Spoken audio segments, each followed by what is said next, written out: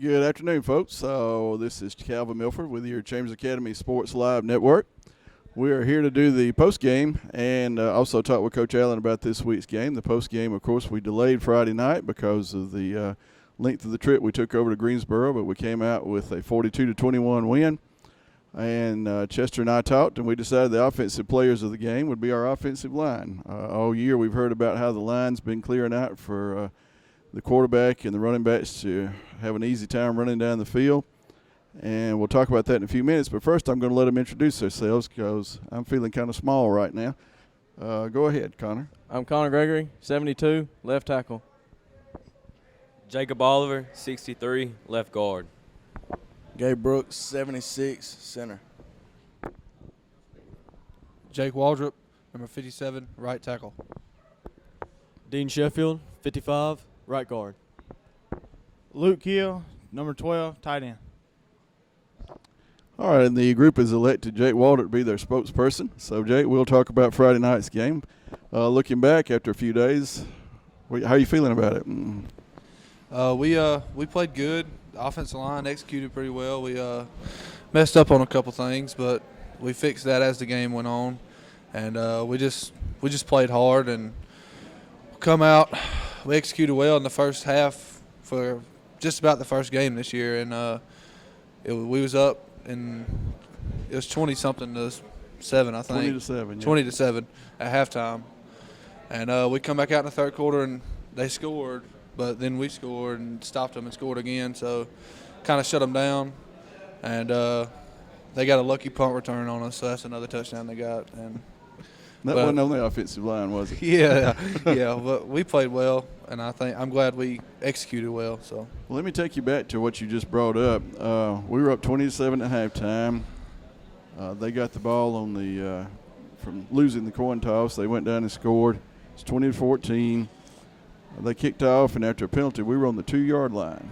Yes, we 98 yards from scoring. Yep. So what were y'all thinking when you were sitting back there on the 2 looking out at that long stretch of field ahead of you? Well, we didn't want to take a safety for sure because that would have made it 16-20 with their ball. So we just really put our head down and drove them down the field, and that was actually our best drive of the game, and that really turned the game around when we really just shut them down right there. Yeah, that was a turning point. We were talking about it up in the press box.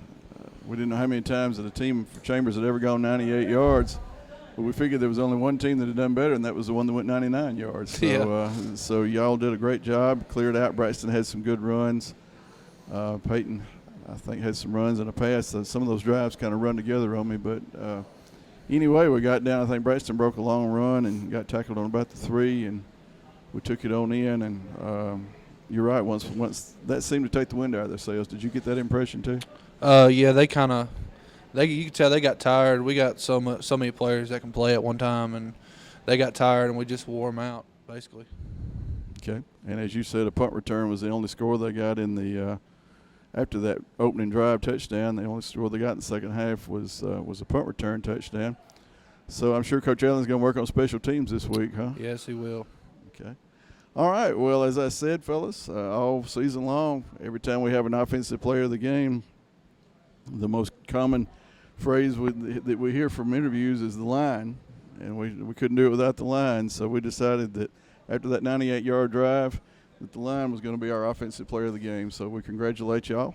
I'm going to let y'all swap out, Jake. I'll take this from you, and y'all head to practice and get ready for Springwood. Now we'll have our defensive player of the game step in, Jordan Benbrook.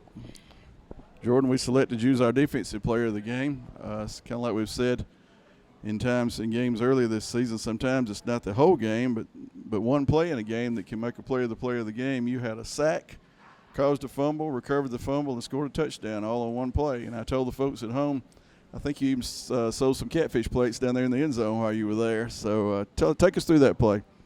Well, it was number 75. It was pretty big, so I tried to get outside of him. I got outside of him. Nobody really blocked me. So I was running to him, and our other defensive end, Brody Smoot, turning back inside. And I just saw a shot that I had. I got him, put him on the ground, and I looked up, saw the ball, picked it up and just started running. You got at least 10 yards ahead of everybody else. Then I see you started looking back. Yes, sir. You trying to see if you were going to make it? Yes, sir. I was just looking back to see if anybody was there. Yeah, that's one of those rare opportunities when the man and the moment kind of meet, and you all of a sudden you realize, hey, I'm about to score a touchdown. That's got to be a great feeling. Yes, sir. Of course, we called your name out several times. It's not like we could pick you as defensive player of the game for one play. We called it out several times. And this is your first year at Chambers, is that right? Yes, sir. And tell us where you came from. I came from Valley Okay. High School. All right, and you're a Sophomore. So a couple of years left for Jordan, plus a half of this season. We're looking forward to watching you develop as a player and maybe see some more of those defensive touchdowns from you. Yes, sir. Hopefully. That'll be great. All right, y'all stick with us. We're going to talk with Coach Allen in just a minute about this week's coming up game with Springwood. And we are back with Coach Jason Allen. This is kind of a dual-purpose interview, Coach Allen. We'll talk first about Friday night's game since we didn't get to do a post-game interview. You had a few days now to look back on that. Tell us your impressions about Friday night's big victory. Yeah, well, that was a great win for our team. It was a long way over there, Calvin. And I think Southern was really jacked up for the game, and they played extremely hard. I thought they were a very physical football team. And I was just really proud of the way our guys responded. I thought we were more physical than them at the line of scrimmage. I thought it was a good old-fashioned hit them in the mouth football game, and our guys responded and played like the veterans they are, and we took control of the game in the second and the third quarter. The offensive line, of course, was our offensive players of the game, and I think everybody would agree that was well-deserved. But I took them back to a place in the game I'm going to take you back to. Score was 20-14. They kicked off. We had a penalty, and we were on the 2-yard line, 98 yards from pay dirt. What were you thinking when that happened? Yeah, that was the drive of the game. I was just thinking, let's get it out of there so we can at least punt. And, we ran the buck sweep a couple of times. We ran it the first time and actually got a penalty and backed it up. And then our guys, I'm telling you, that was probably the drive of the year. That drive at the end against Tuscaloosa. But that was the drive really that capped the game off and really just, I thought, really broke their back and we seized control of the game. And that was just a big boy drive. When you're able to go 98 yards, that's pretty dominating football, and we didn't put the ball in the air a single time. Now, you've been around Chambers football a long time. How many 98-yard drives do you remember? Not many. Not many. Chester and I were talking. I was telling the O-line earlier, we figured there was only one team in Chambers history that done better than that, and that was the one that went 99 yards. That's right. You can't go but 1 yard further in football, can you? Yeah. I tell you, you can't say enough about our offensive line. Those guys are really good. Those guards that we've got are about as good as I've had running the buck sweep, and you'll see them out there pulling a lot. They've been doing that together since 5th and 6th grade in Pee Wee football, doing the same system with the same play call. And those offensive linemen, they've been 3- and 4-year starters for us all the way from junior high on up. And it's really showing up this year for our football team. The old adage goes that if you can run the football and you stop the run, you can win. And we've lived by that, and we're going to continue to live by that. And those guys are the MVP of our team so far. You brought up our Pee Wee program. For those of you that didn't know, they went down to Lee Scott Monday night and beat Lee Scott. Which is, either way you look at it, that's 1A beating 3A, so the future still's hanging on, isn't it, Coach? Yeah, I'm proud of the culture for football that we've developed around here at CA. Our guys really take the game serious, and you can tell that by the way they practice and the way they play. We've got some great young guys down there at that level and in our junior level too. A lot of people don't know our junior high football team. We did lose a tough one to Lee Scott, but we're 36-4 in junior high the last 5 years, which is phenomenal. And hopefully Tuesday night's loss will make those guys even hungrier to get back in the win column. I agree. Okay, now let's talk briefly about the region, because you got to win your region and get in the playoffs and get a good seed. What do we got left region-wise? Region-wise, we'll have Meadowview left, and we've got Pickens left. So we need to win both of those. If we were to stumble in one of those, we would still be in a tie with Southern Academy and would win that tiebreaker via beating them head-to-head. So we feel real good about where we're at right now in the region. If we finish this thing on out, we'll be playing at home in the playoffs, at least the first, and then if we win the second round, be at home also. So really excited about that. We really preached that to our seniors before we got on the bus Friday.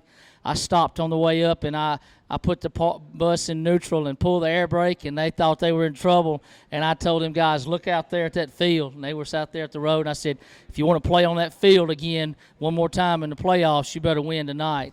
And they took it really serious, and we went over there and got the dub. Sure did. That was great. Well, let's turn our attention to this Friday. No, not much that needs to be said about Friday night's game, is there? We all know about those rival games, and this is one of them. Yep, Springwood. It's great to have a rival every year to get to play that team. And we're just excited about the opportunity to go over there and show what we've done in a year's time to represent our school. Our kids have worked really hard in here in the waiting room and out there on that field, and we're having a fantastic season. But we got to go over there and we got to match the intensity that Springwood's going to bring to the ball game, because it's like it is every week. We got a big target on our back. I've been reading a book about the Old West and the gunfighters, and when them guys like Wyatt Earp walked in the saloon, they had to have the guard up because there was somebody looking to gun for them every week. So we got to be like Wyatt Earp and Bat Masterson and some of those guys. We got to be ready to go and have our pistols on go. That's they say that's what happened. Pat Garrett from born down at Casita is the one that shot Billy the Kid, and they said from there on out everybody wanted to kill Pat Garrett because he's the guy that shot Billy the Kid. Well, we don't want a Pat Garrett moment this Friday. We sure don't. They got a pretty good running back. Had him last year. My memory serves me correct. He only got loose maybe one time. That's right. O.J. Tolbert, he's a terrific back. But 2 years ago, he got loose on us several times running the old inside zone play when Thomas Hill was still the coach, and that was as a freshman. So he's got plenty of ability, and we're going to have to make sure we keep him in check Friday night. Right. And they've got a new coach. Can't remember his name. Robert Gartman Jr. Right. Yeah. And he's from Pickens, right? Well, he was a head coach at Pickens, and then he was the defensive coordinator at Escambia when they won the state championship over Autauga 2 years ago. He was there for 4 years and then came to Springwood last year. And he's really one of the up-and-coming coaches in our league. He comes from a lineage of great football coaches. His dad's right at 300 all-time wins and a legend in the state of Alabama from over at Morgan Academy. So he knows his football, and he's gonna have his guys prepared, and they're gonna play sound football against us. They've got a losing record, but they've had a pretty tough schedule. Yeah. I was looking at the other day. Some of the games they've got right in a row, including us, that's a killer. Yeah, I think they had Edgewood, who's a top 10 team, Autauga, who's the number 1 ranked team last week, and then us, we're ranked number 3, I believe, in the AISA. And I believe he's played some Monroe really next week. And he's got Morgan Academy next week. I knew it was one of Yeah. those M schools. Yeah. Tough schedule.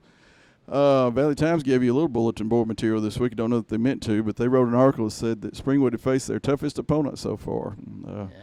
And I realize Autauga's pretty tough, and I'm not trying to start anything, but that gives you a little motivation, doesn't it? Yeah. Well, we're motivated every day to be the best we can be. And, that's kind of out of our control of what they think of us. But we're going to go over there and we're going to play our best football. And I know that because I got a bunch of guys that I trust that are going to lay it all on the line every Friday night. So we're excited. We're very excited to go over there and play, and hope it's a great football game. We have a great crowd.